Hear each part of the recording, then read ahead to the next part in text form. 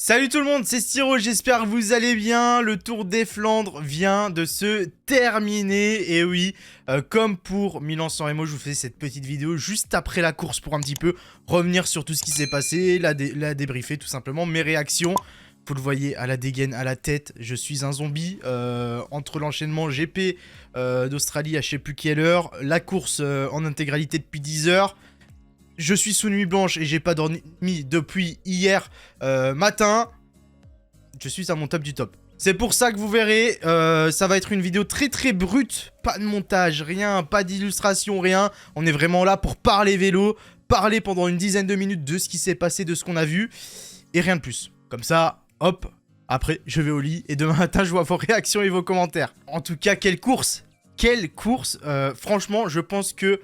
Bah vous me direz en commentaire ce que vous en avez pensé de la course tout simplement et à ce que je vais dire dans cette vidéo, à réagir tout simplement, comme ça il y a des débats, il y a machin, c'est assez cool ce genre de vidéo. Bah pour moi on est sur la course de l'année tout simplement et je pense qu'il n'y a pas trop de débat, ça risque même très certainement de rester, peut-être pas la course de l'année à la fin de la saison, mais je pense qu'elle sera facilement dans le top 3, top 5, parce que bah franchement même sur les dernières saisons, c'est franchement l'une des plus belles courses qu'on a eues. Alors, c'est toujours difficile parce que là, les réactions sont à chaud. Ils viennent de passer la ligne il y a 10 minutes à peine maintenant. J'ai juste regardé le podium et tout depuis. Mais c'est vrai que... on a vécu quelque chose de très très spécial là cet après-midi. Alors déjà c'était assez particulier, déjà on a eu une première heure de course très très très rapide. Il me semble qu'après les 100 premiers kilomètres on est à 49,1 de moyenne. C'est juste hallucinant. Il y a eu des petites bordures. On l'a vu au début avec un VDP qui se fait piéger, un Madouas et compagnie. Madouas qui d'ailleurs a tout simplement abandonné très très tôt, mais assez logique tout simplement parce qu'il a été malade depuis quelques jours. Bon, sur ce coup-là, j'avoue que la course commence, tu dis... Bon, ça risque de rentrer quand même parce qu'on va pas avoir 270 km à bloc de chez bloc comme ça avec une bordure après 10 km qui ne rentre pas, donc ça risquait de rentrer. Mais ça montrait que c'était très très nerveux, VDP qui se fait piéger et honnêtement à ce moment-là, une erreur de débutant qui n'a pas eu d'incident sur la suite de la course, mais quand même quand t'es favori numéro 1, en tout cas dans les plus gros favoris pour un monument et pour un Tour des Flandres, tu ne peux pas être aussi mal placé. Et d'ailleurs il a failli être piégé à cause de ça plusieurs fois. Il y a aussi un moment où il y a une chute, je crois que c'est la chute de Guilherme, si je dis pas de conneries, qui s'étale sur le bitume. Il est encore une fois très mal placé dans les dernières positions du peloton, il est juste derrière, et il est vraiment à deux doigts, il a un réflexe monumental, sinon il est au tapis. Enfin, plusieurs fois dans la course, j'ai trouvé qu'il était très mal placé, hormis dans le final, mais ça, c'est un peu plus normal. Mais ouais, du coup, début de course très très très mouvementé. On a eu ensuite pas mal de chutes, bon, on le sait, course très très très nerveuse, mais là, j'avoue que c'était quelque chose. Bah déjà, la chute provoquée par le Bahreïn, je sais pas si vous avez suivi, c'était assez tôt, il me semble que... Bon, désolé si je fais quelques erreurs, comme je vous l'ai dit, ces vidéos, c'est surtout à chaud, donc il y a des petites erreurs qui se glissent par-ci par-là, mais il me semble que c'est vers 140... peut-être 120, non un peu plus tôt, 140 bandes de l'arrivée. C'est Maciejczuk de la Bahreïn Victorious qui essaye de remonter un petit peu sur le côté gauche de la route.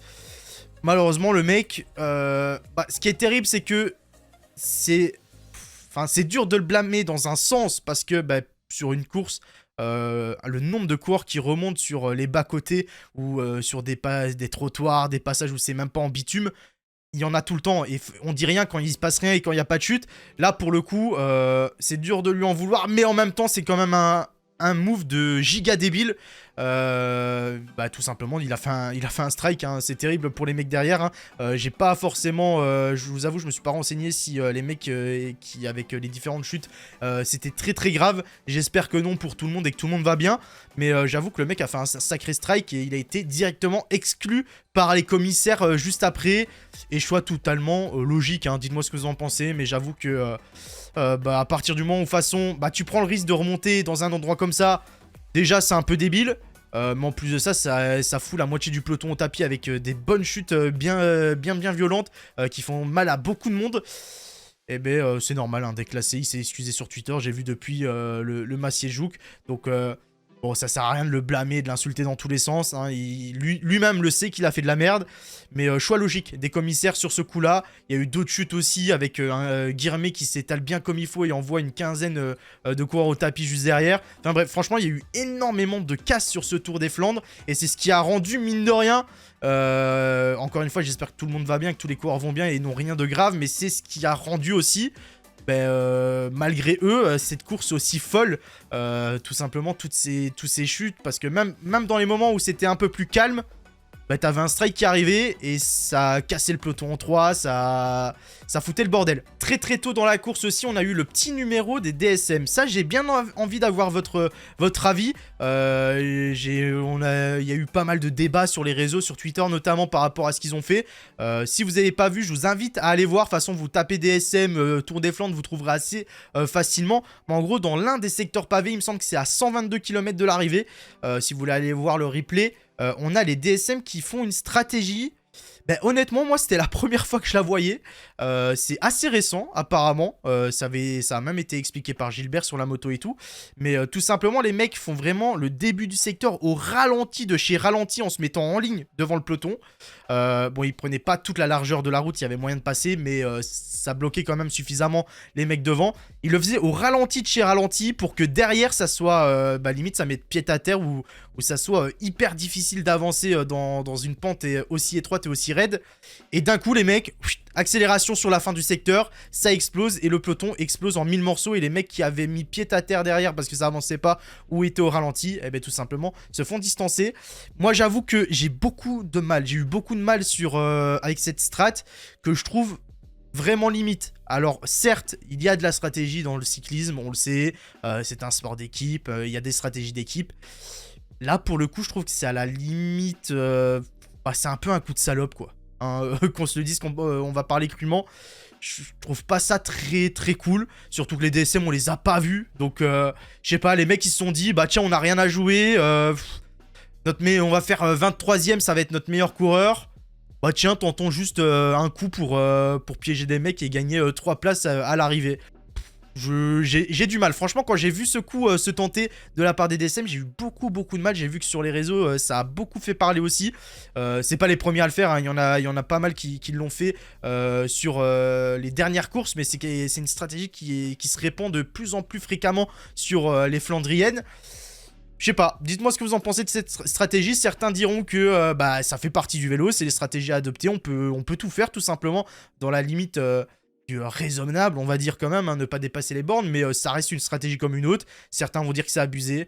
Moi, je trouve ça vraiment abusé et je trouve surtout ça pas très beau. Hein, c'est pas non plus l'image qu'on aime avoir dans le vélo, ce genre de stratégie, ce coup de pute, ce genre de move pas très fair-play.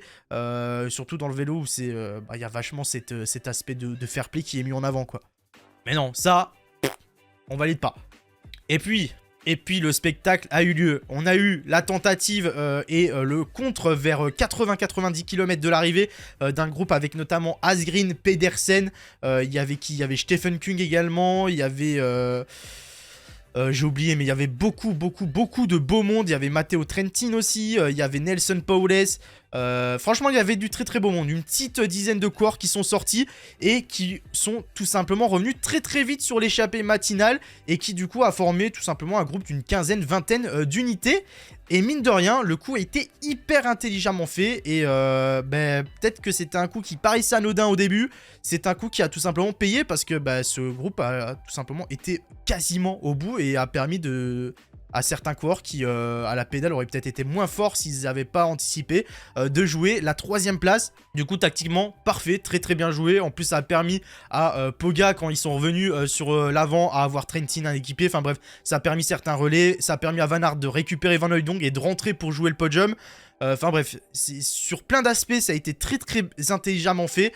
Et franchement, très cool. Et en plus, ça a rajouté un petit peu cet aspect de tension, de est-ce que les mecs vont revenir, parce qu'à un moment donné c'est monté très haut, ils ont pas eu peur le peloton quand même, c'est monté à plus de 3 minutes il me semble, à 60 km de l'arrivée, juste avant le passage du 2ème Quarmont. Donc ouais, ils ont un peu joué avec le feu, je trouve, les favoris. À un moment donné, je me disais même, est-ce que les mecs vont réussir à rentrer? Bon, au final, Poga et VDP étaient tellement forts qu'ils ont réussi à rentrer et qu'ils ont réussi à les distancer. mais il aurait pas fallu 10 km de moins à la course, quoi. Sinon, ça aurait été bien difficile. Sinon, je sais pas si vous avez regardé la preview de ce matin que j'ai sorti, hein, comme d'habitude, hein, lors des grosses courses. On fait la course le matin avant le départ sur PCM. Ce que je vous avais dit ce matin, c'est tout simplement de me laisser vos petits pronos, ce que vous pensez de ce qui allait se passer sur la course. Et que dans cette vidéo, on allait un petit peu faire le...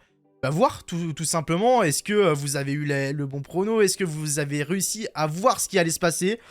Bah moi je vous avoue, je vais un peu faire, je vais un peu me régaler parce que ça n'arrive pas souvent que j'ai tout simplement un petit éclair de génie et que je trouve quasiment le scénario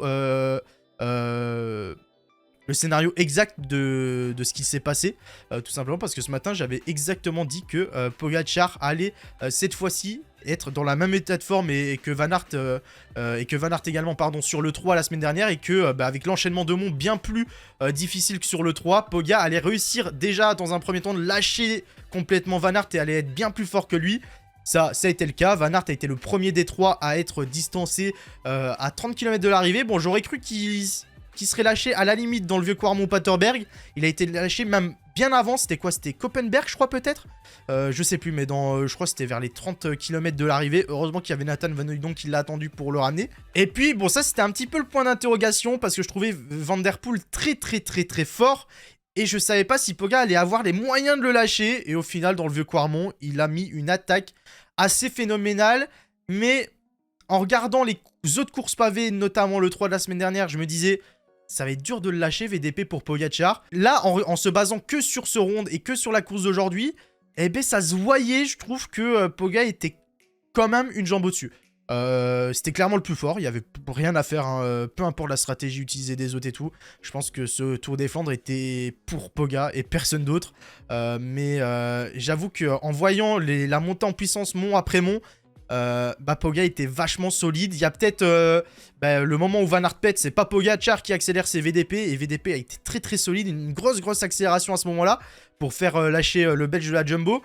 Mais Poga a réussi quand même à lâcher VDP. S'ils arrivaient à 2 au sprint, je pense que VDP se serait imposé, mais il a réussi à le lâcher et il est venu s'imposer en solitaire.